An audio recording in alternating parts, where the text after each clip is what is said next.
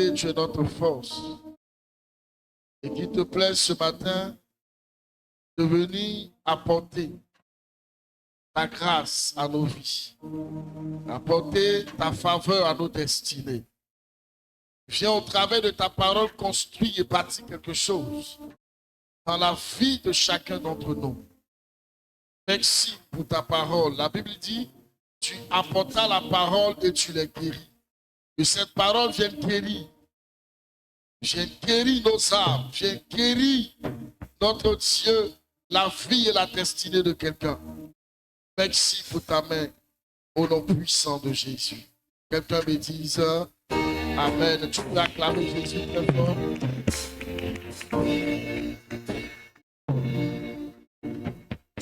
Alléluia.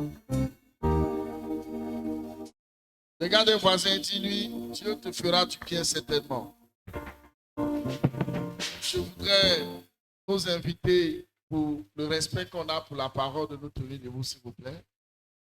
Avec la Bible en main, pour ceux qui sont venus avec leur Bible.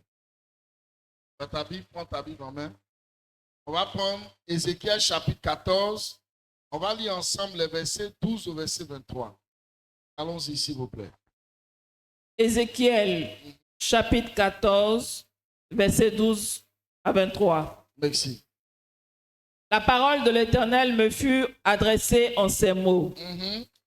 Fils de l'homme, oui. Lorsqu'un pays pécherait contre moi en se livrant à l'infidélité et que j'entendrais ma main sur lui, si je brisais pour lui le bâton du pain, si je lui envoyais la famine et si j'exterminais les hommes et les bêtes, et qu'il y eut au milieu de lui ces trois hommes, Noé, Daniel et Job, ils sauveraient leurs âmes par leur justice, dit le Seigneur l'Éternel.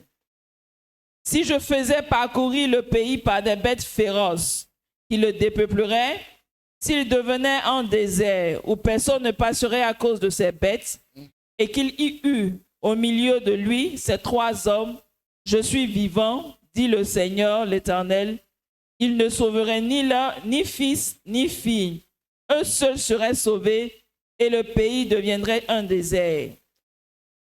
Aussi j'amenais l'épée contre ce pays, et je disais que l'épée parcourt le pays.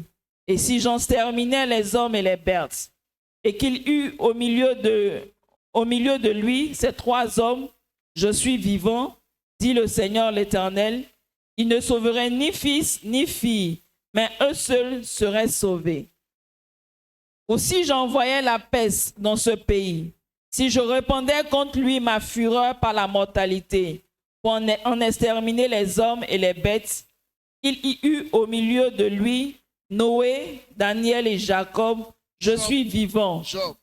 Job, je suis vivant, dit le Seigneur l'Éternel. Ils ne sauveraient ni fils ni fille, mais ils sauveraient leurs âmes par leur justice. Oui, ainsi parle le Seigneur l'Éternel. Quoique j'envoie contre Jérusalem mes quatre châtiments terribles, l'épée, la famine, les bêtes féroces et la peste, pour en exterminer les hommes et les bêtes, il y en aura néanmoins un reste qui échappera, qui en sortira, des fils et des filles. Voici, ils arriveront auprès de vous, vous verrez leur conduite et leurs actions, et vous vous consolerez du malheur que je fais venir sur Jérusalem, de tout ce que j'ai fait venir sur elle.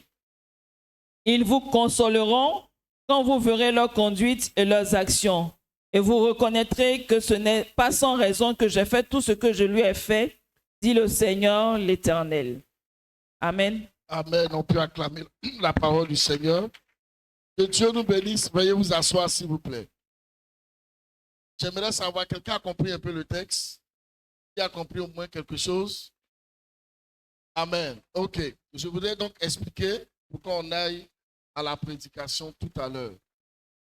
C'est Ézéchiel le prophète qui prophétise et Ézéchiel est en train de présenter un tableau et il dit ceci: si Dieu envoie des calamités, si Dieu envoie des fléaux, vous regardez un peu le verset 21, il a parlé de combien de calamités?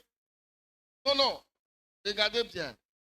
Même Calvin qui a dit 3. En 4, pardon. Il y en a 4. Il faut relire le verset 21. Oui, ainsi parle le Seigneur, l'Éternel. Quoique j'envoie contre Jérusalem mes 4 châtiments terribles. Les 4 châtiments, comment? Terribles. Terribles. C'est-à-dire que Dieu lui-même, il a 4 châtiments qui jugent comment? Terribles. Et lesquels, allons-y, le premier? L'épée. L'épée, qui est le symbole de quoi? L'épée, le châtiment. La guerre. Poursuit? La famine. La famille, donc, la famille, ça se manifeste par quoi? La sécheresse. Poursuit? Les bêtes féroces. Les bêtes féroces, ça peut se traduire par quoi? L'adversité des puissants des ténèbres et de la sorcellerie. Allons-y. Et la peste. Et la peste qui est quoi? La maladie. Oui, allons-y. Pour en exterminer les hommes et les bêtes. Il y en aura néanmoins un reste qui échappera. Amen. Donc Dieu, au travers d'Ézéchiel, présente une histoire. Alléluia. C'est un peu comme une parabole. Gloire à Jésus. Et il dit, pour donner une leçon à tout Israël, il dit, si Dieu envoie des calamités, la première c'est quoi? L'épée. Et que le pays tout entier est dévasté. Et qu'il n'y a même pas une bête qui a été sauvée. Il n'y a même pas un fils, ni une fille qui est sauvée. Néanmoins, il y aura qui? 3 personnes qui vont sauver leur vie dans ce danger-là. Et il a nommé qui? Noé, Daniel et Job. Est-ce que quelqu'un me comprend? À partir du verset 12, non? C'est le verset 12-14. 12, oui. À partir du verset 12, il va développer calamité par calamité. Amen. Et à chaque calamité, il va dire, même si tout le pays est dévasté, même si les bêtes sont mortes, mais 3 personnes vont réussir à sortir leur vie de cette attaque. Il parle de Noé, il parle de Daniel, et puis il parle de Job. Alléluia. Gloire à Jésus. Qu'est-ce que cette histoire peut nous enseigner? Qu'est-ce que Dieu, au travers de son prophète, peut nous communiquer? Amen. Écoutez-moi, le thème que je veux donner ici, c'est les hommes dont le témoignage, ou les hommes dont les témoignages traversent et marquent les générations. Les hommes dont les témoignages traversent et marquent les générations. Alléluia. Gloire à Jésus. Écoutez-moi bien. Ézéchiel parle sous inspiration. Il annonce des choses qui, en fait, ne vont pas se produire, mais pour donner une leçon à tout Israël. Et il dit, si j'envoie l'épée, si j'envoie la famine, si j'envoie les bêtes féroces, si j'envoie la maladie, et que personne ne survit à ces choses, à ces châtiments, moi, Dieu, je suis convaincu que pendant que l'épée arrive, pendant que les bêtes féroces sont là, pendant que la guerre sévit, pendant que la peste sévit, je fais confiance à 3 personnes. Daniel, Noé et Job. Ceux-là vont sortir leur vie de la calamité. Ce qui voudrait dire que Noé, Job et Daniel ont une vie tellement exemplaire. Et ça fait que ça a marqué le ciel prophétique. De sorte que lorsque Dieu veut parler, il les prend pour référence. Ma question ce matin, c'est de savoir, est-ce que le ciel peut te prendre pour référence? Regarde ta façon de marcher dans la maison de Dieu. Regarde ta façon de faire, ta façon de te conduire. Est-ce que le ciel peut te prendre pour référence?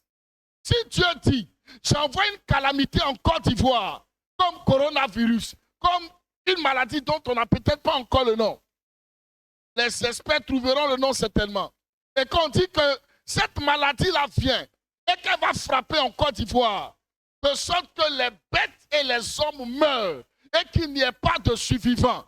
Est-ce que Dieu peut dire, mais il aura un reste, tel fils et telle fille, s'ils sont dans ce pays, eux, ils sauveront leur vie. Est-ce qu'on peut dire ça de toi? Tous un voisin dit, est-ce qu'on peut dire ça de toi? Alléluia. Écoutez-moi, il ne s'agit pas seulement de vivre.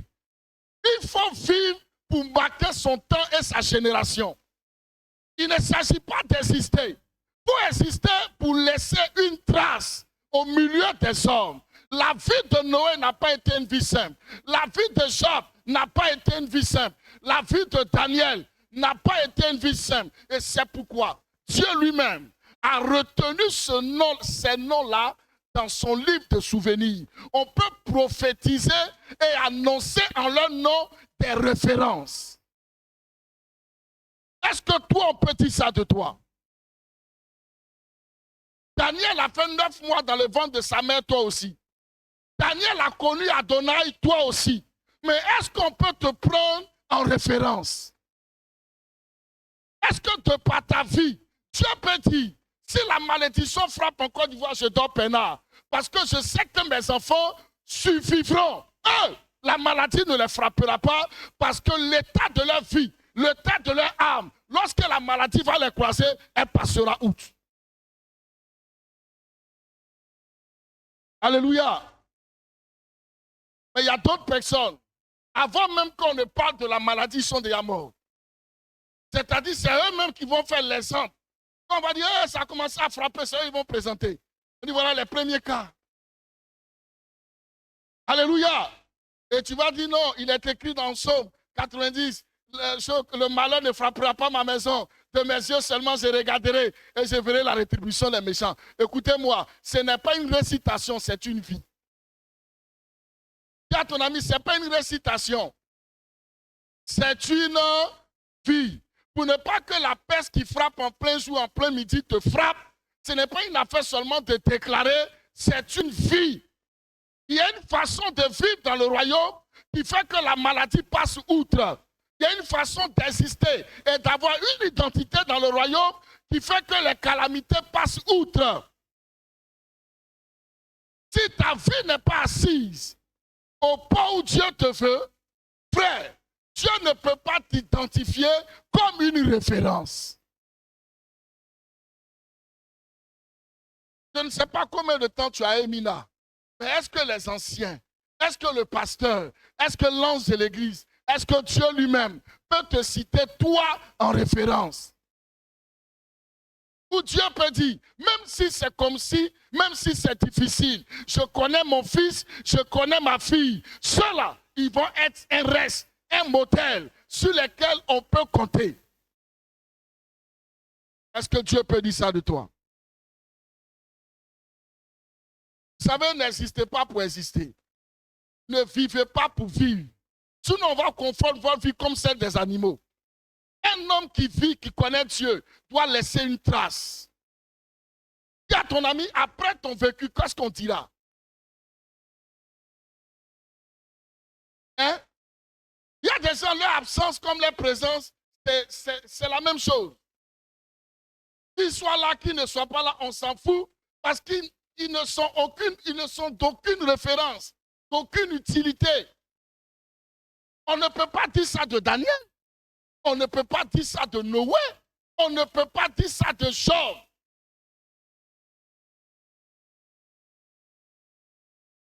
Alléluia. La question, c'est de savoir, est-ce que tu veux faire partie des etc. ou bien tu veux faire partie de ce qu'on appelle le reste? Parce que quand la Bible dit, quand la calamité frappera, il n'existera ni fils, ni fille, ni bête. Et là, c'est les etc. Et la Bible dit, si on trouve Noé, on trouve Job et Daniel, eux, ils survivront.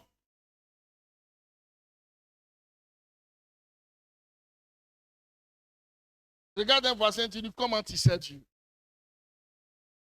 Touche quelqu'un, dis-lui comment toi tu sais Dieu. Regardez le verset 22, avant qu'on ne touche à la vie de ses frères bien-aimés. Regardez le verset 22, juste le verset 21, verset 22. Le verset 22. Mm-hmm. Il y aura néanmoins un reste. Dis à ton ami, néanmoins il aura un reste. Néanmoins, il aura un reste. Ma prédication de ce matin, mon verbe de ce matin s'appuie sur cette perspective. Ce matin, je suis venu te prêcher pour que ton nom soit inscrit sur la liste du reste. Tu ne m'as pas bien accompli, tu m'aurais dit Amen. Alléluia. Instant du nom de Daniel, de Noé et de Job, je voudrais que ton nom soit inscrit. Et qu'à la suite des 3 noms, qu'on mette ton nom, qu'on mette le nom de ta famille, qu'on mette le nom de tes enfants, qu'on mette le nom de ta destinée, qu'on parle des références qui viennent de toi. Écoutez, la foi en Christ est une foi dans laquelle quand on la vit, on ne cherche pas à ressembler à n'importe qui, mais on cherche à copier des références. Jésus a dit, l'apôtre Paul dit, soyez mes imitateurs comme je le suis de Christ. Parce que lui-même, il sait qu'il est un prototype parfait de celui de Christ. Est-ce qu'on peut parler comme ça de toi?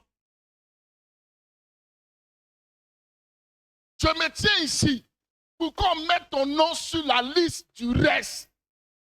Ne sois pas mélangé à tout le monde. La Bible dit ne vous conformez pas au siècle présent. Ne vous conformez pas au siècle présent. Et quand on parle de siècle présent, les gens pensent que c'est une affaire des gens qui ne viennent pas à l'église. Ce n'est pas vrai. Il y a des gens qui sont dans l'église, mais qui ont la mentalité du siècle présent. Qui chantent, qui louent Dieu avec nous, mais qui ont encore les marques et les stigmates de la mondanité. Je ne parle pas de ces gens-là. Je parle de ceux-là à qui Adonai s'est vraiment révélé, qui font l'effort de marcher sur la ligne de la parole, qui ne cherchent pas à se conformer aux autres, mais qui ne regardent qu'à la parole et qui laissent la parole de Dieu dominer leur vie. Vous savez, on peut être nombreux ici, mais ce n'est pas nous tous la parole de Dieu domine. On choisit même dans l'adoration les versets qui nous arrangent. Et ce qui ne nous arrange pas, on shoot ça à la poubelle.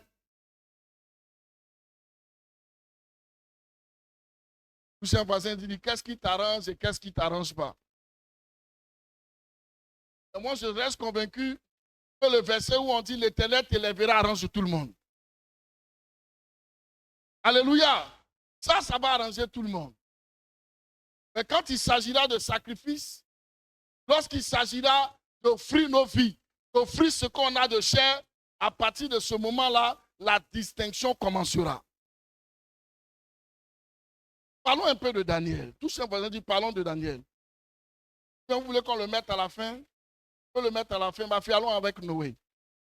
Noé, dis-moi le Genèse chapitre 6, le verset 5. Genèse chapitre 6. Genèse chapitre 6. Le verset 5. Jusqu'à 7. Vas-y. L'Éternel vit que la méchanceté des hommes était grande sur la terre, et que toutes les pensées de leur cœur se portaient chaque jour uniquement vers le mal. L'Éternel se repentit d'avoir fait l'homme sur la terre, et il fut affligé en son cœur. Et l'Éternel dit, j'exterminerai de la face de la terre l'homme que j'ai créé, depuis l'homme jusqu'au bétail, aux reptiles et aux oiseaux du ciel, car je me repens de les avoir faits. Merci. Va au verset 11, saute. Va au verset 11 et lis-moi jusqu'au verset 14. La terre était corrompue devant Dieu. La terre était pleine de violence. Dieu regarda la terre, et voici, elle était corrompue, car toute chair avait corrompu sa voix sur la terre. Alors Dieu dit à Noé, la fin de toute chair est arrêtée par devers moi, car ils ont rempli la terre de violence. Voici, je vais les détruire avec la terre. Fais-toi une hache de bois de Jopher, c'est ça? Allons-y, ma fille. Tu disposeras cette hache en cellules. et tu l'enduras de poids en dedans et en dehors. Amen, merci. Ceux qui prennent note, allons-y au verset Matthieu 24, le verset 38, s'il te plaît. Maintenant, les versets que nous venons de lire là, ça c'est le constat de Dieu. C'est Dieu qui constate que la terre est corrompue, que les voies des hommes sont mauvaises. Il a arrêté de lui-même de détruire la terre. Maintenant, voici le constat de la société elle-même. Dis-moi le verset, chapitre 24, le verset 38. Vous allez voir au temps de Noé, ce que les gens de Noé, les gens qui étaient à l'époque de Noé même, concevaient d'eux-mêmes. Oui, allons-y. Matthieu 24, verset 38. Oui. Car dans les jours qui précèdent le déluge, les hommes mangeaient et buvaient, Les gens mangeaient et buvaient, se mariaient et mariaient leurs enfants, se mariaient et mariaient les enfants. jusqu'au jour où Noé entra dans l'arche. Jusqu'au jour où Noé entra dans l'arche. Est-ce que ce qui a précédé avant que le déluge n'arrive, c'est-à-dire avant que Noé ne finisse l'arche, est-ce que cette présentation n'est pas similaire à notre temps aujourd'hui? La Bible dit à cette période-là, présente-moi ça ma fille, les hommes mangeaient et buvaient, est-ce que les gens ne mangent pas et qui ne boivent pas? Vous suivez? se mariaient et mariaient leurs enfants. Est-ce que les gens ne se marient pas et ne marient pas leurs enfants? Donc vous voyez un peu cette période-là où Dieu, lui, il a fait le constat que la race humaine est devenue méchante, elle est corrompue. Ça, c'est le constat de Dieu. Mais la société, elle, se présente comme une société où les gens mangeaient et buvaient, se mariaient et mariaient les enfants. C'est-à-dire tout va bien. Comme dans le meilleur des mondes. Ils vivent la vie, ils s'en foutent des lois, ils s'en foutent des principes, ils vivent comme ils veulent. Nous sommes dans ce temps, nous sommes dans cette génération où les gens cherchent leur ego, à satisfaire leur ego, à regarder à leurs intérêts, à chercher à se faire plaisir. Et ils aiment même le plaisir plus que Dieu. Et pendant que nous sommes en train de vivre cette vie, la Bible dit, il y a un déluge prophétique. L'eau ne viendra plus comme au temps de Noé. Mais il y a ce qu'on appelle l'enfer qui nous attend. Il y a les calamités qui nous attendent. Alléluia. Je ne veux pas être un prophète de malheur. Mais actuellement, notre pays est dans une situation où tout le monde regarde à Adonai, où c'est un peu tendu. Alléluia. Mais écoutez-moi, s'il y a les hommes comme Noé, s'il y a des gens comme Job, s'il y a des gens comme Daniel, peu importe ce qui se passera, eux, ils resteront vivants. Ah, tu ne m'as pas compris. Eux, ils resteront vivants. Est-ce que quelqu'un me comprend? La peur qui t'anime, le trouble qui t'anime, c'est quelquefois l'évidence de ton statut spirituel. Comme toi-même, tu sais que ta marche avec Dieu n'est pas correcte. Quand on annonce les calamités, ton cœur bat. Quand on annonce les calamités, tu es tellement attaché à ce monde, à ce matériel, à ce luxe de la terre, en telle enseigne que les menaces de cette terre te dérangent.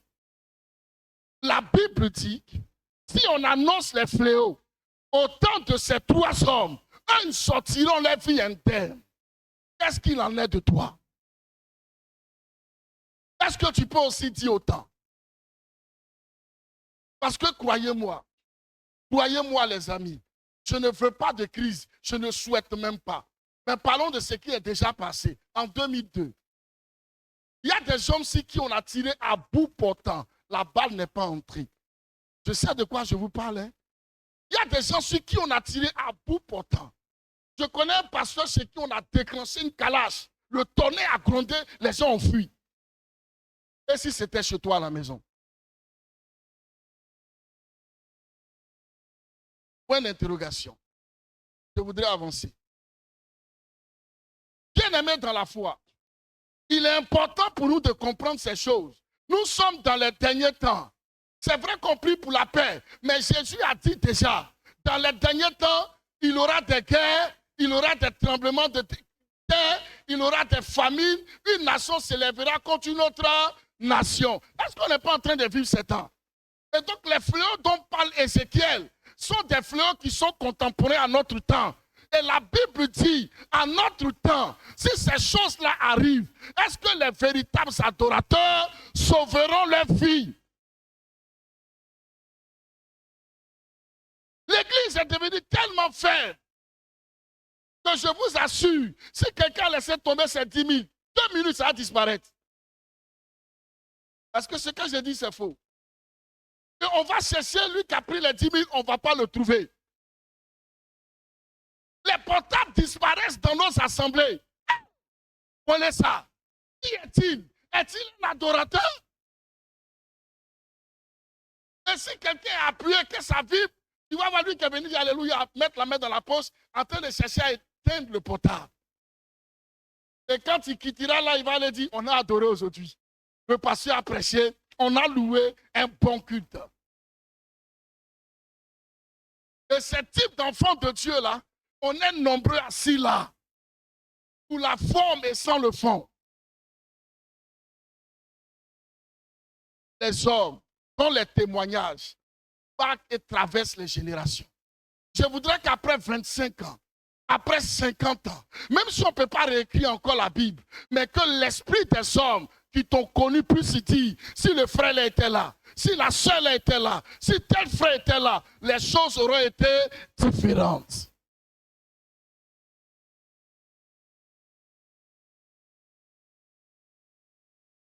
Tu marques quoi par ton existence? Tu laisses quoi pour la génération? Alléluia. Voilà Noé. La Bible dit les gens de son temps étaient méchants. Les gens de son temps étaient corrompus. Mais lui, Noé, lui seul, avec sa famille, était juste. Et vous connaissez, pour les amateurs de la Bible nous dit 8 personnes ont été sauvées. Noé, son épouse, ses 3 fils avec leurs compagnes. Ça fait combien? 8 personnes. Noé a réussi, en tant qu'un bon pasteur, à garder ses enfants dans la foi. Et ça, c'est très important. Le diable n'a pas réussi dans une société corrompue comme ça à toucher leurs enfants. Il les a maintenus. Les enfants ont cru à sa vision. Ils ont travaillé avec lui pour la conception de l'âge. Et ils sont entrés ensemble. La famille de leurs épouses, c'est-à-dire la famille des femmes, des fils de Noé, là, ont refusé d'aller, mais les jeunes filles ont cru, elles sont parties. Noé a réussi à sauver sa famille. Lui, son épouse, ses 3 fils. Donc écoutez-moi bien. Le mariage est une source de bénédiction. Et c'est une source de bénédiction. Mais quand c'est mal contracté, vous connaissez ce que ça donne. Le mariage des fils de Noé a été une bénédiction pour ses belles filles. Je prophétise que ton alliance dans le mariage soit une bénédiction pour toi. Ton amen est suspect. Hein? La façon de dire amen me dérange. Alléluia. Quelqu'un m'a dit, si tu as raté ton mariage, tu as raté 75% de ta vie. C'est pourquoi le mariage, on ne se presse pas. Non, le bon mariage n'est pas celui qui arrive tôt. N'est pas forcément avec la personne avec un nez bien taillé, les yeux bien arrondis. Non, c'est la personne qui va t'amener à quitter du bas et à monter vers le haut. Spirituellement et dans tous les aspects de ta vie.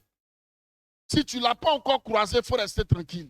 Vous savez, vous prenez une bonne chaussure qui coûte cher, vous la mettez dans un magasin. Ce n'est pas parce que personne n'a encore payé la chaussure que ça veut dire que la chaussure là n'a pas de valeur. C'est parce qu'on n'a pas encore trouvé quelqu'un à la taille de payer la chaussure. Tu ne m'as pas compris, tu m'aurais dit amen.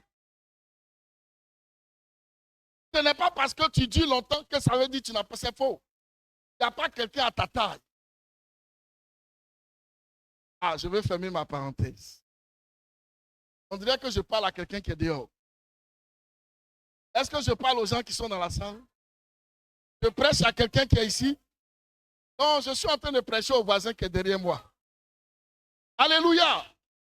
Quelqu'un peut me donner un bon amen, non? Ok. Je commence à me sentir dans la salle un peu. Alléluia! Regardez la vie de Job, s'il vous plaît. Job chapitre 2, le verset 9 à 10. Job chapitre 2, le verset 9 à 10. Allons-y, ma fille. Sa femme lui dit. Sa femme lui dit. Tu demeures ferme dans ton intégrité. Maudis Dieu et meurs. Poursuis, ma fille. Mais Job lui répondit. Tu parles comme une femme insensée. Oui. Quoi? nous recevons de Dieu le bien et nous ne recevrions pas aussi le mal? En tout cela, Job ne pécha point par ses lèvres. Amen. On peut acclamer cette parole. J'insiste, hein? On peut acclamer cette parole. Alléluia. Écoutez-moi, pourquoi j'insiste qu'on acclame cette parole? Moi, je connais des gens ici qui ne vont même pas perdre la moitié de ce que Job a perdu qu'on ne les verrait plus à l'église. Je connais des gens ici qui ne perdront même pas le 1/3 de ce que Job a perdu, qui vont commencer à renier le Seigneur. Dans ma foi, il m'est arrivé un jour qu'une femme me regarde dans les yeux et qu'elle me demande, est-ce que Dieu existe? Une sœur baptisée, louant le Seigneur, prophétisant, exhortant les gens. Mais quand les calamités se sont levées, la femme m'a regardé droit dans les yeux, elle m'a demandé, prophète, est-ce que Dieu existe? Ah, je peux comprendre que tu vis des temps difficiles, mais aller jusqu'à douter que l'existence de Dieu, tout ce que quelqu'un dit, c'est fort. Et encore, c'est fort. Regardez, quand on parle de Job, vous savez, les gens, c'est facile. Job, il a tout perdu. Oh, il a perdu ses biens, il a perdu ses enfants, sa peau, l'a démangé, voilà, et puis c'est bon. Mais tu n'es même pas encore passé à côté de ça. Alléluia. Oui, la souffrance qu'un homme met pour gagner son argent. Et la Bible dit en une journée, il a perdu bien et enfant. Il a tout perdu. Mais avec ça, il loue encore le Seigneur. Hey, on peut trouver quelqu'un comme ça ici? Non, jamais. Il va lui-même faire exprès même. Il va rater 10 cultes pour qu'on sente qu'il est vraiment dans la souffrance. Et le jour où tu vas aller le voir, il sera enveloppé d'un gros drap qui en dit long sur son état. Quand vous-même, vous allez le voir, vous allez sentir que, ouais, le frère, il souffre. Alléluia. Il va s'inventer un palu. Il va s'inventer une fièvre typhoïde. Il va s'inventer même la dengue. Il est l'homme le plus malade, le plus affreux, le plus souffrant. Alléluia. Même quand tu lui dis bonjour, il te répond, oh, tu comprends le message. Alléluia. Mais regardez les amis, s'il vous plaît, suivez-moi. On dit que Satan, la Bible dit Satan a pris tous les biens de Job, oui ou non? Attends, qui est d'accord avec ça? Tu es d'accord? Mais sa femme fait quoi là? Elle ne fait pas partie de ses biens? Hein? Elle fait quoi là, sa femme? La Bible dit, l'homme qui a trouvé une femme a trouvé le bonheur. Donc normalement, si Job a trouvé le bonheur et sa femme, si Satan frappe, il fait quoi? Il frappe les enfants, il frappe la femme et puis il frappe les biens. Ou bien, mais il laisse la femme là. Il frappe les enfants, il frappe ses biens, il frappe sa peau et puis il laisse sa femme. Dis à ton ami, je vais te donner pourquoi il a laissé sa femme. Le diable a laissé la femme de Job parce que la femme de Job et le diable, c'était des collègues. Quelqu'un ne m'a pas bien compris. Tu ne m'as pas encore bien dit Amen. Dis à ton ami, ce sont des collègues. Écoutez-moi bien. Ce que le diable laisse dans ta vie est la chose qui est bien programmée pour te détruire. Lorsque le diable te frappe, tout ce qu'il va laisser dans ta vie, c'est que ces choses-là concourent aussi à te ruiner. Tu vas perdre de l'argent, mais tu ne vas pas perdre des amis qui t'amènent à boire. Est-ce que quelqu'un me comprend? Tu vas perdre des connexions, mais tu ne vas pas perdre les mauvais amis qui te mettent les vilains choses dans la tête. Ceux qui peuvent t'aider là, tu ne les verras pas. C'est ceux-là que le diable chasse. Mais ceux qui sont là pour t'enfoncer là, ils seront les premiers assis à taper à ta porte. Donc dans les temps de désert, remarquez ce qui vous est resté. Sa femme est restée parce que le diable lui a laissé ça. Au cas où il échoue, plan B. Dis à ton ami plan B. Mais quand le diable même a vu qu'il a échoué, il a appelé sa collègue, il dit, ah c'est chaud chez moi, hein, je compte sur toi. Et qu'est-ce qu'elle va faire? Elle va dire à Job, avec tout ce que, regardez, Job c'était un homme terrible. Job, même quand ses enfants s'en vont manger quelque part ou fêter, dès que les enfants reviennent, il fait un sacrifice pour demander pardon à Dieu. Parce qu'il dit, il ne sait pas ce que les enfants ont fait là-bas. Peut-être qu'ils ont péché, peut-être qu'ils ont insulté quelqu'un. Donc Dieu, pardonne-leur. Hey!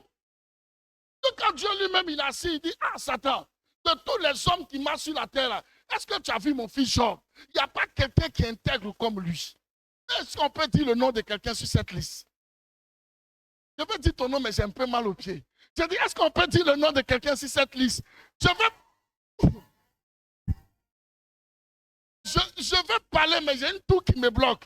Je dis, est-ce qu'on peut dire le nom de quelqu'un sur cette liste? Ah! Job était un homme particulier, les frères. Mais ça n'a pas empêché le diable de frapper à sa vie. Je voudrais dire aux gens, aimer la prospérité, c'est une bonne chose, mais ne sois pas aussi attaché. Parce que si tu es trop attaché à la prospérité, le diable va t'avoir par la même prospérité.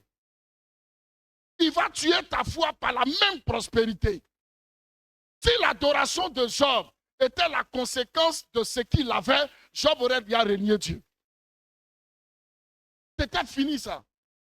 Ta femme lui a dit, est-ce que vous savez que la douleur de perdre une femme n'a rien à voir avec la douleur de perdre un enfant? Vous ne savez pas ça? Vous ne savez pas? À moins que vous n'avez pas aimé votre mari ou votre femme. La douleur de perdre un mari ou une femme est plus grande que de perdre un enfant. Vous savez, il y a des moments que vous commencez à regarder au nord. Si tu n'aimes plus le monsieur, ce n'est pas moi le problème. Je suis en train de te dire la vérité. Normalement, la douleur de perdre une femme ou un mari est plus élevée que celui de perdre un enfant. Maintenant, demande-moi, prophète, pourquoi? L'enfant est la conséquence de vous deux. Et quand vous vous rencontrez, un enfant n'existait pas. C'est le produit de vous deux. Et si c'est le premier qu'il part, Dieu amènera un deuxième. Et si le deuxième part, il amènera un troisième. Donc, la personne à laquelle tu t'associes pour donner le produit, tu aimes le produit plus que ton associé, c'est que toi, tu as un problème. Oh oui, c'est-à-dire on s'est mis ensemble pour couper un bois. Et puis le bois qu'on a coupé là, tu aimes plus le bois que... Hey! Oh, est-ce qu'on peut me donner un amen? Écoutez, c'est pour ça que la Bible parle du mariage comme un mystère. Le mariage, c'est un mystère.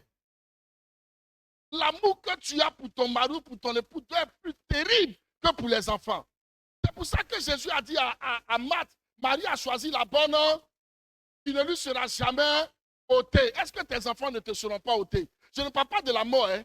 Quand ils vont commencer à avoir 35 ans, ils sont là les enfants. Ils seront là. À la fin, tu vas te retrouver avec qui? Avec ta femme et ton mari. C'est pour ça que je te parle ce matin en parenthèse. Il faut s'aimer dans ce qui va durer. Et je ne sais pas si j'ai parlé à quelqu'un. Oh. Il y a quelqu'un, le prophète a parlé. Parce qu'il y a des moments qu'on trop se met dans les enfants. Quand papy tout nous est parti, tu t'es retrouvé dans les seules narines de ton mari que tu as négligé hier. Donc c'est maintenant que tu dois apprendre à supporter les narines parce que c'est ça qui va te rester.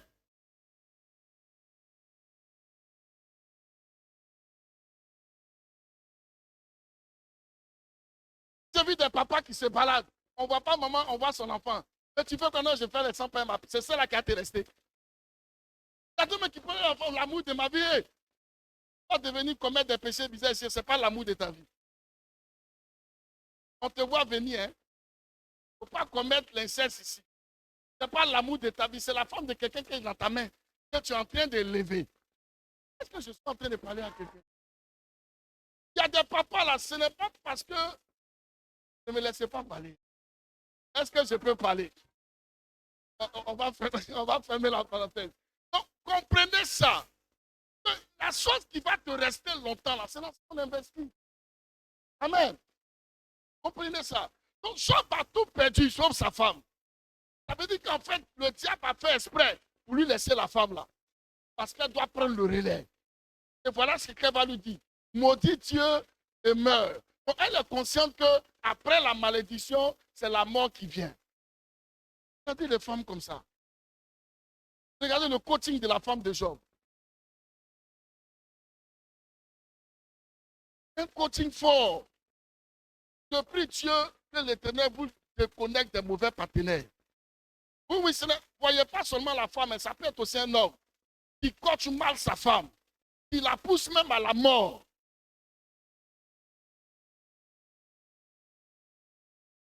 Amen.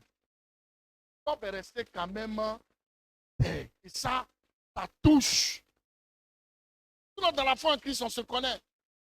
Et imagine-toi que lundi, tu arrives au bureau. Ce n'est pas toi, mais je parle. Hein. Et puis on te dit, monsieur, votre temps est fini. Non, mais j'ai fait quoi? Non, tu n'as rien fait. Parce que même tu n'as rien fait. Ton temps est fini ici. Aïe. Ok. On dit, non, mais sans préavis, sans droit, rien. Tu vas à zéro. Hein. Tu dis, ah ouais.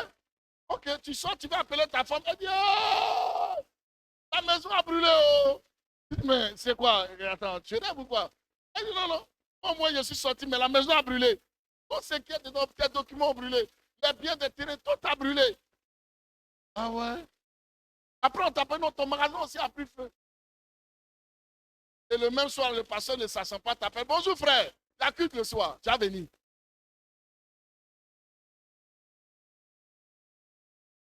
Dis à ton voisin, tu as parti. Lui, mais il va dire au pasteur, je suis en vacances pour 3 ans. Hein. Là où ton appel est venu, là, tu as bien fait. Où je viens de te parler là. Je vais pour les vacances de 3 ans de cette église-là. Tu ne peux pas me voir maintenant ici.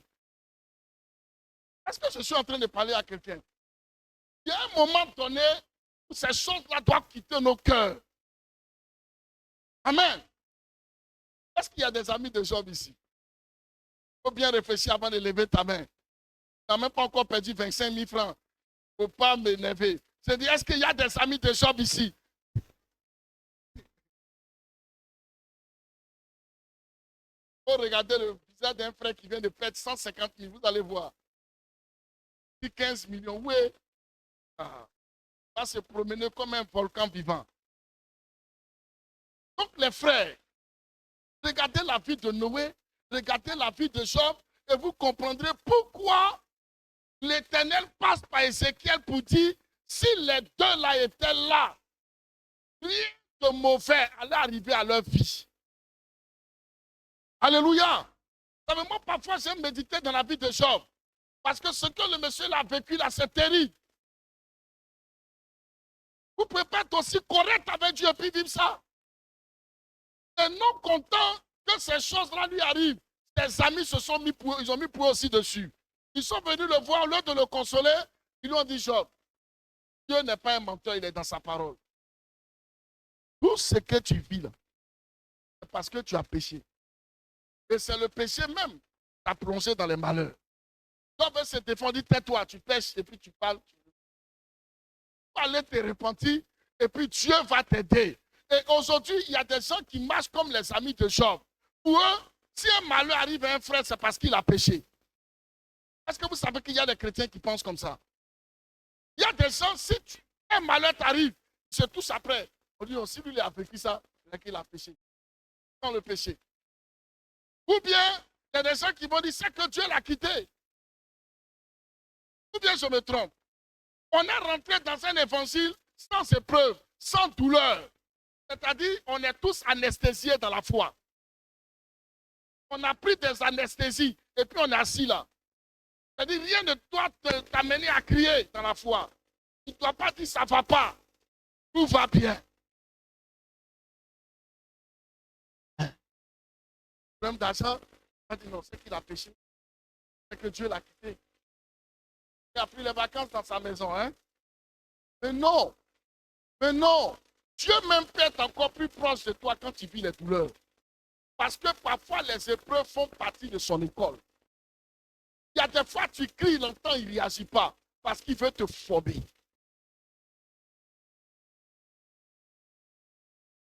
Ne pas seulement votre foi à regarder que les témoignages.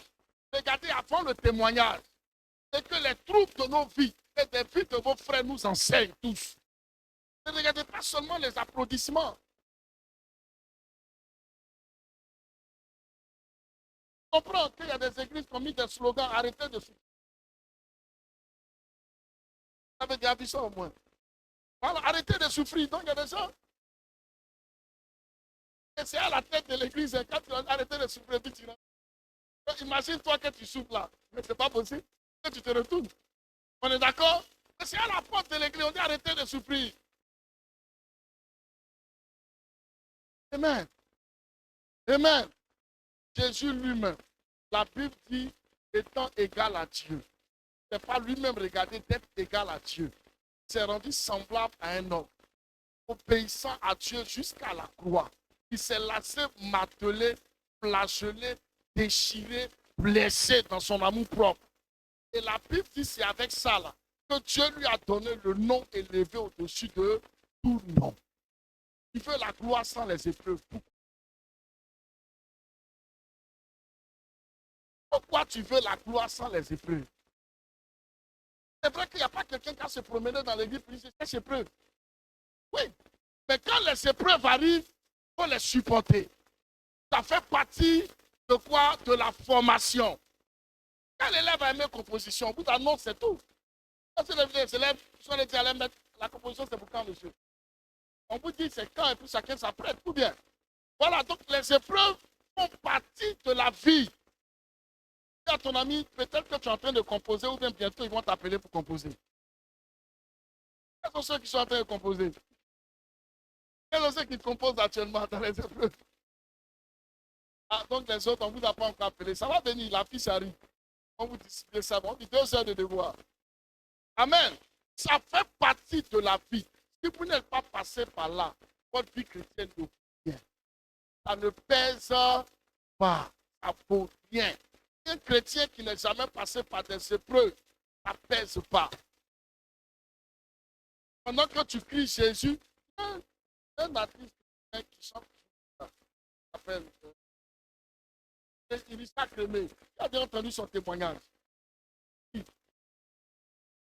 Voilà. Je crois qu'il a perdu femme et enfant. Hein, pendant qu'il était dans la foi, hein, pendant qu'il prêchait Jésus, il chantait Jésus. Il perd femme et enfant. Manger même, c'est un problème. Il dort dans les marchés, il dort dans les rues. Et quand il sort là, il va prêcher Jésus. Là, tu n'es même pas encore passé. Il y a des gens même dormi dehors, mais c'est trop. Dormi même sur une table, c'est fini. Jésus et sa parole. Les pasteurs au consort ensemble. Banni de sa vie. Ce que je dis là, c'est faux. Donc parfois, ne prenez pas l'apocalypse de certaines personnes pour leur faire pour votre genèse. Lui, il est en train de rentrer dans son accomplissement et c'est ça que tu regardes, tu te mets derrière lui. Il a dit ça. Non, non, non, non. Avant qu'il arrive là, il a passé par des épreuves. Donc, va t'aligner là-bas. Oui, mais c'est en voulant s'aligner derrière les gens qui sont dans leur accomplissement que les gens se choquent. Des fois, on dit non, le frère là, tout avance. Depuis que tu viens, il est devant, il est ici derrière. Hey, hey. Derrière lui, là, c'est pas tout le monde qui se met là. Parce qu'il est quitté quelque part. Pour toi, tu n'es pas encore passé. Comme ça, vous voyez, il y a des frères qui se lèvent tous les dimanches, même les sœurs. C'est tout ce qui rentre témoignage. C'est d'où elle vient.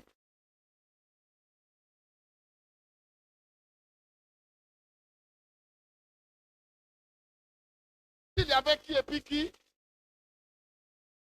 Noé, Job et Daniel. Parlons de Daniel, s'il vous plaît. Je veux 2 versets. Daniel chapitre 1, 8. Daniel chapitre 6, verset 10. Daniel chapitre 1, verset 8. Uh-huh. Daniel résolut de ne pas se souiller par les mets du roi Oui. et par le vin dont le roi buvait. Et il pria le chef des eunuques de ne pas l'obliger à se souiller. Merci. Laisse, va dans Daniel 6, le verset 10. Daniel, verset 6. Daniel chapitre 6, verset 10. Lorsque Daniel sut que le décret était écrit, il se retira dans sa maison, où les fenêtres de la chambre supérieure étaient ouvertes dans la direction de Jérusalem. Amen. Je veux qu'on acclame cette parole. Voilà tel somme. Dieu ne se trompe pas. Hein? Il n'a pas pris Daniel pour rien. Mais je veux faire juste remarquer quelque chose. Pendant qu'Ézéchiel prophétisait, Daniel était encore vivant. En fait, lui, il a été pris comme exemple. Daniel et Ézéchiel sont contemporains. Amen. Voilà. Pendant qu'Ézéchiel prophétisait, à cette époque-là, Daniel était à Babylone.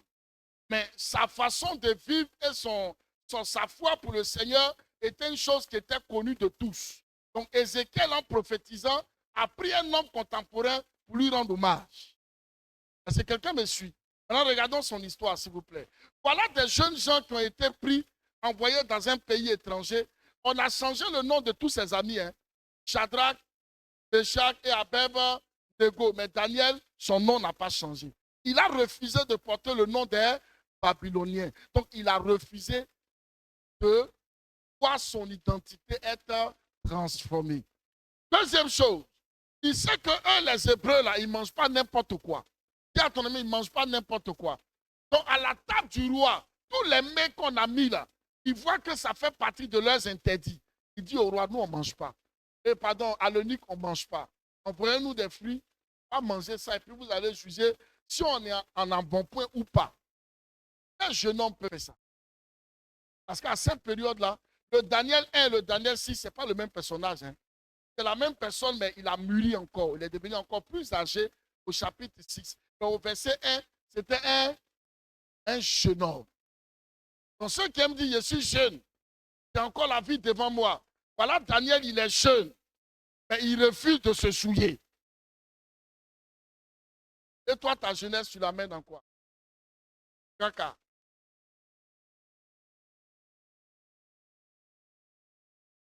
Non, on est encore jeune. Hein? La vie est encore devant nous, on est jeune. Hein?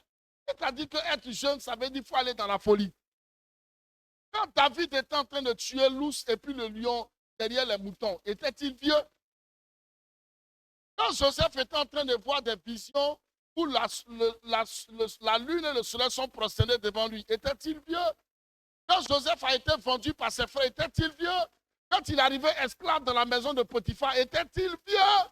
Mais non, c'était aussi des jeunes hommes, mais qui ont marqué leur temps et leur génération par leur détermination dans la foi. Donc cette affaire de Dieu, là, ce n'est pas une affaire d'âge, c'est une affaire de prise de conscience.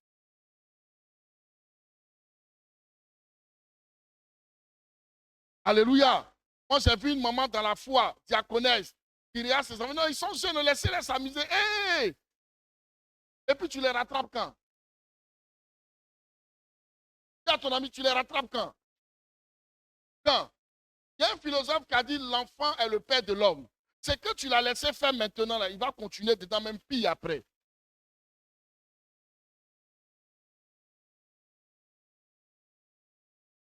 Au chapitre 6, au verset de Daniel, la Bible dit qu'il y a un décret qui a été pris que personne ne doit adorer un autre Dieu que la statue du roi. Est-ce que quelqu'un me suit? Et quand Daniel a pris ce décret-là, il a laissé ses fenêtres ouvertes. C'est pas lu dans le texte? Et il s'est mis sur le côté de l'Orient en train de prier. Ça veut dire la prière qu'il est en train de faire là. Tout le monde va le voir. Pendant que c'est un interdit. Je connais des gens, non seulement ils ne vont plus prier, mais même s'ils osent, ils vont fermer la fenêtre. Ils vont même envoyer un spécialiste pour écouter les sons. Ce n'est pas qu'en disant Seigneur, quelqu'un l'entende. Et quand tu as dit, frère, pourquoi il va faire ça? Mais frère, il faut être sage. Le Seigneur a parlé, mais il faut être sage. Hein? Crains pour ta vie. Voilà des gens qui n'ont pas craint pour leur vie au nom de Dieu. Et même quand ils ont pris Daniel en flagrant délit, on l'envoyait, le roi a dit que le Dieu que tu sais te délivre de la force au lion. Imaginez-vous quelqu'un casse de plus de lions. Et puis les lions ne le mangent pas. Hey! Hey! Est-ce qu'on peut faire un exemple avec toi? On peut faire un exemple avec un diacre à 14 heures dans la case au lion. Les lions qu'on n'a pas nourris depuis le matin. Vous savez, il y a un pasteur qui a fait ça, ils l'ont bouffé.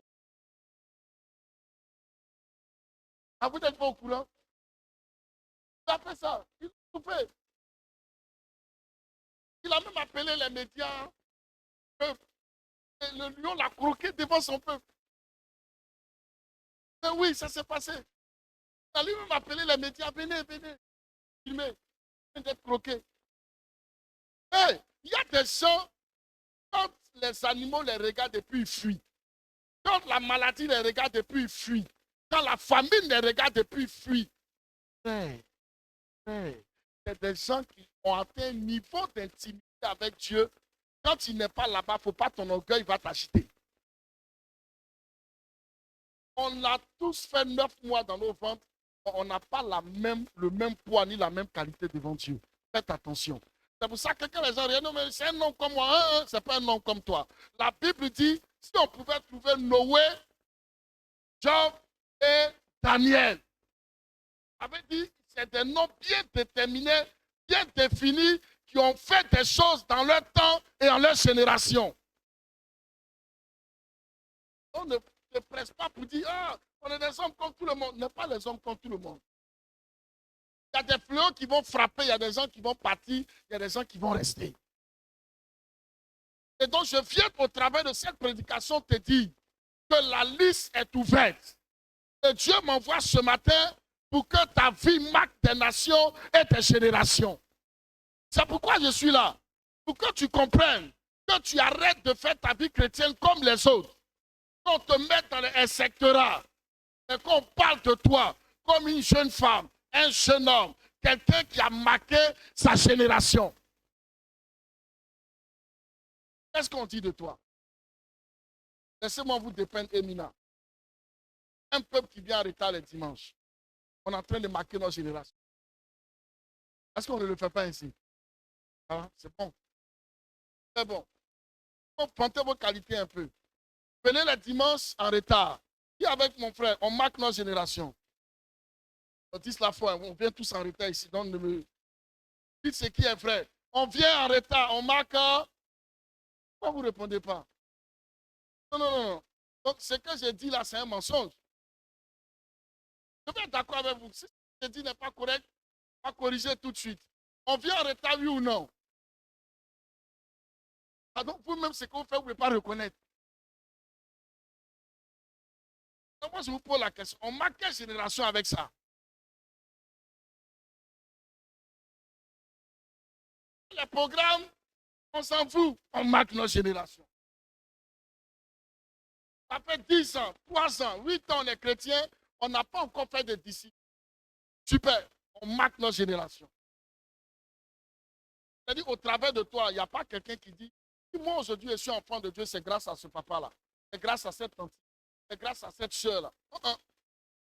Que tu sais, tu vas aller dimanche, tu vas aller louer. Pour que Dieu, lui, te bénisse. Après ça, le reste, ce n'est pas important. Qui t'a dit que c'est ta bénédiction-là qui trouble le ciel? Laissez-moi vous parler un peu. La Bible dit qu'il y a la joie dans le ciel quand une âme s'est repentie. Il n'y a pas la joie dans le ciel quand on t'appelle venir travailler. Il n'y a pas la joie dans le ciel quand on t'appelle pour te dire que tes affaires prospèrent. C'est naturel pour les gens du royaume. Donc, on peut être ici sans comprendre l'essentiel. Hein. On peut être ici sans savoir ce pourquoi on est là.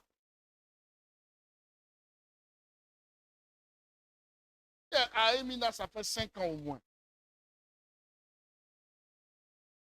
Il faut lever la main. Plus, mais il a dit au moins. Il n'a pas dit au plus, au moins. Lève la main, ça a dépassé 5 ans. Mais regardez un peu les âmes que vous avez gagnées. Ils sont nombreux. On t'appelle même patriarche. Mais c'est grave. En fait, nous autres, on a eu la grâce de se convertir tôt. Hein. On a eu la grâce de se convertir tôt. On a gagné des âmes à chaque étape de nos. Que ce soit au lycée, que ce soit à l'université, on a fait des disciples pour le Seigneur. On a servi Dieu sans savoir qu'on était appelé être pasteur. Je vous dis la vérité. Quand j'ai regardé la jeunesse de maintenant, là, j'ai choqué. Choqué. Et vous a dit qu'à 13 ans, on ne peut pas servir Dieu et prophétiser. Moi, j'ai touché ma chair, je n'ai pas du culte du soir. Dimanche à l'église, quand j'étais en classe de seconde. Seconde C, que j'ai prêché dimanche à l'église, devant une église pleine. Au point où le pasteur et sa femme sont venus me demander, mais tu as... Comment la gloire et la puissance, c'était terrible. C'est des choses qui nous ont... On savait qu'on ne pouvait pas échapper. J'étais tout petit, la chair même était plus grande que moi. Quand j'ai déposé ma Bible, la chair était en haut. Mais dehors, les gens tombaient. Un enfant, de quel âge?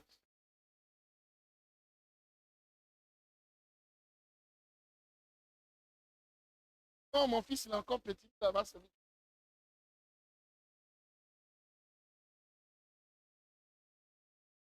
Est-ce que ta vie marque la génération? Dis-moi, est-ce que ta vie est en train de marquer une génération? Qu'est-ce qu'on dit de toi? Dans ta façon de donner. Qu'est-ce qu'on dit de toi? Dans ta façon de t'engager. Qu'est-ce qu'on dit de toi? Dans ta façon de prier. Qu'est-ce qu'on dit de toi? Dans ta façon de t'exprimer. Qu'est-ce qu'on dit de toi? Dans ta façon de vivre ta foi. Ne vis pas pour rien. Vis pour laisser des traces. Shalom.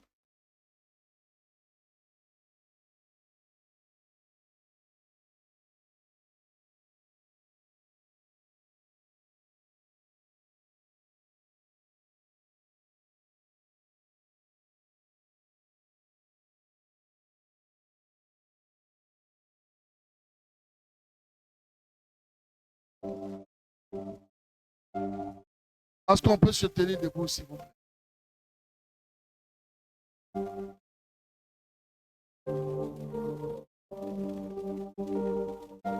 Je sais que tout te préoccupe sauf l'œuvre de Dieu. Il y a tout dans ta tête.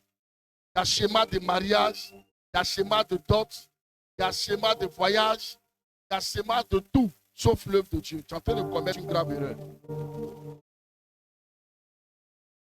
La Bible n'a jamais dit on n'a qu'à courir derrière la bénédiction. C'est elle qui court après nous. Si Job l'avait fait, il aurait échoué. Si Daniel l'avait fait, il aurait échoué. Si Noé l'avait fait là, il était le premier disqualifié parce qu'il a laissé tous ses biens pour aller rentrer dans un bateau. Tu vas dire avec moi, Seigneur Jésus, ce matin j'ai besoin de toi. Donne-moi à l'instar de Noé, de Daniel et de Job,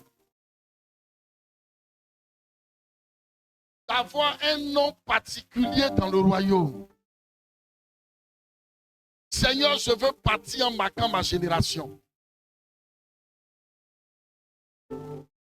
Non pas en étant forcément l'homme le plus prospère, mais en étant un homme qui te sert.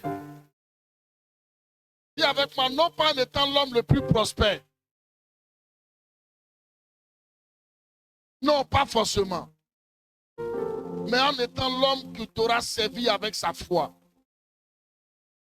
avec ses pensées, avec ses forces, avec son cœur, l'avancement de ton royaume. Seigneur Jésus, ce matin, me voici.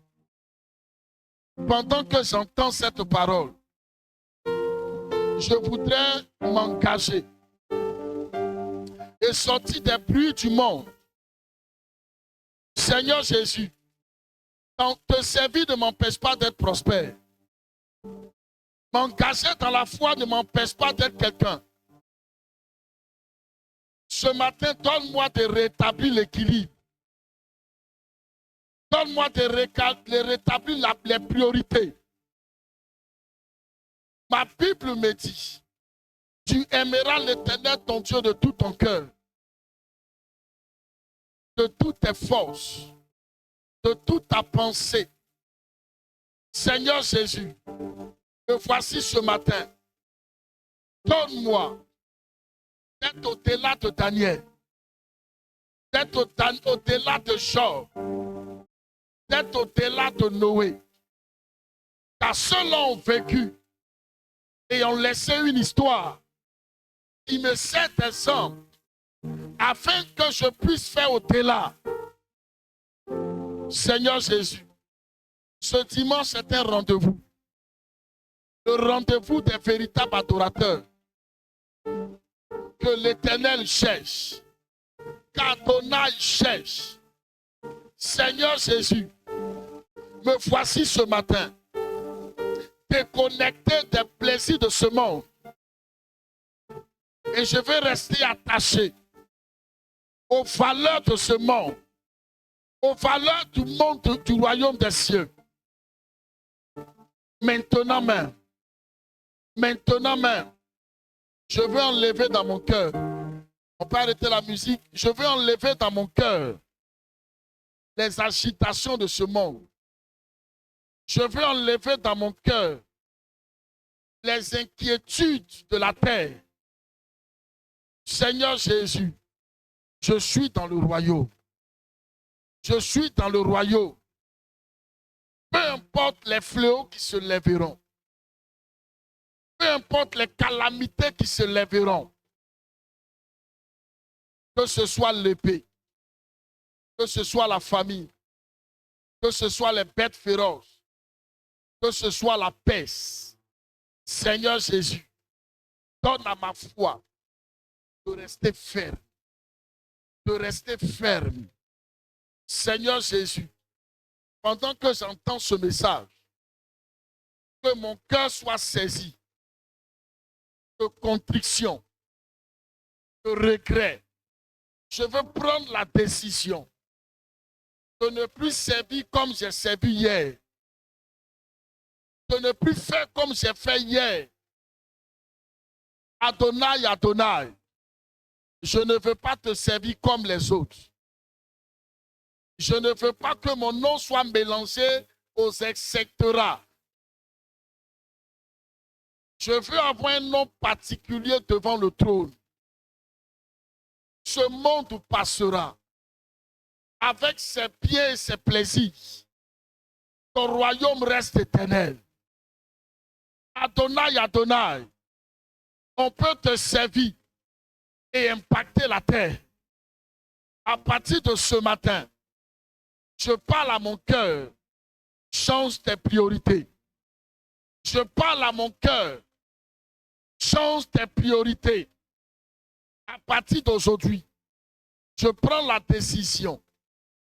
Je prends la décision de vivre pour être un modèle. De vivre pour être un témoignage. Seigneur Jésus, donne-moi de faire partie des hommes dont la vie et les témoignages traversent les temps et les générations.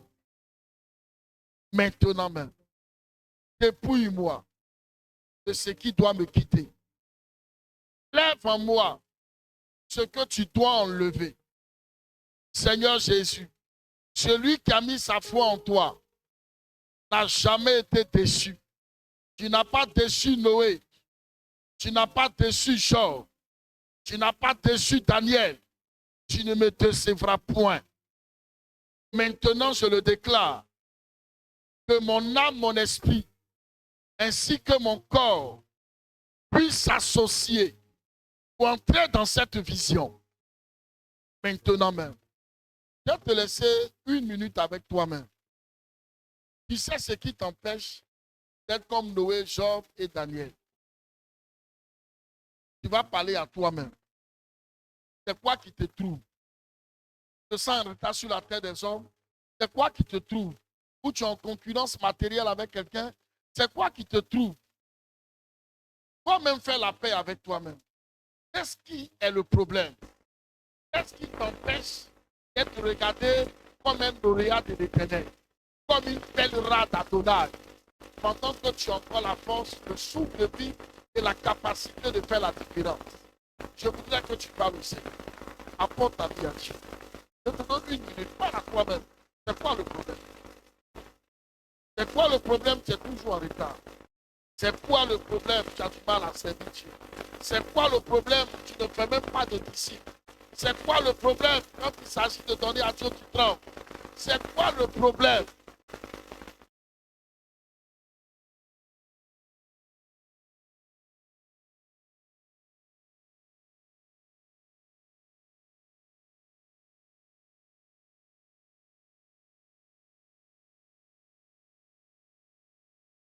Je te laisse à Dieu ce matin.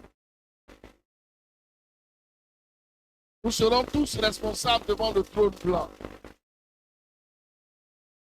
Ce matin, je voudrais te donner un aperçu. C'est quoi le problème? Apporte ta vie au Seigneur.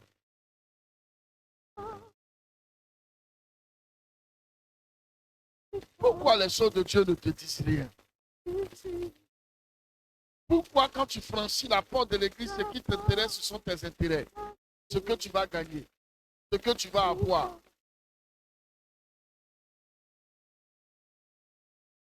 Apporte ta vie au Seigneur.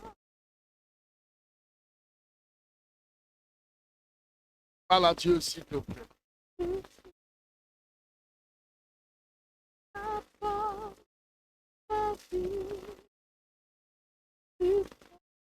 Dieu n'a pas de problème pour élever des hommes. Non. Il cherche des gens qui marcheront pour lui. Il cherche des gens comme Noé, comme Job. Il cherche les gens comme Daniel. Dieu n'a pas de problème. S'il t'a donné la vision, c'est parce qu'il a les moyens de l'accomplir. Il veut seulement te faire confiance. Est-ce que tu es digne de confiance? Est-ce qu'il peut compter sur toi? Est-ce que tu peux vivre pour lui?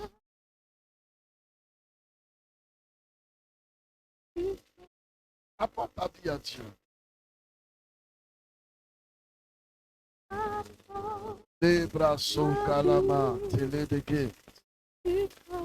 La handa lao de chalekente. Les bros sakalabarawon talabroch. Les kelebo shakarababababa. Imalaso karodobo sekelegente. Les bros shakalahat. Adonai, jusqu'à quand on trouvera dans cette église des jeunes se mettre ensemble pour prier, se mettre ensemble pour aller gagner des armes, se mettre ensemble pour parler des projets du royaume, des femmes, des hommes, des jeunes gens, s'attraper à 2, à 3, aller prier en jeûnant pour leur communauté, prier en jeûnant pour que la gloire de Dieu se manifeste, prier en jeûnant pour que Dieu se déploie.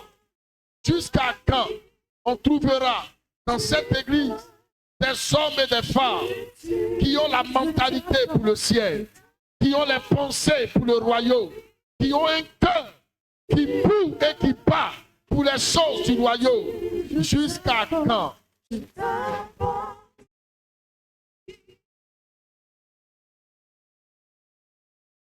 Les brochas la barawo. Les bras la handa la balawe. Les keleba la sanda la balawe. Jusqu'à quand? Après un culte, des frères se disent, on n'a pas vu un tel qu'on aille le chercher. On n'a pas vu une telle qu'on aille lui rendre visite. Jusqu'à quand? Seigneur, nous avons besoin de toi. Adonai, nous avons besoin de toi. Nous avons besoin de toi, Adonai. Merci pour ta grâce. Alléluia. Lève la tête, tu peux me regarder ici. Vous savez, il est pour un moment.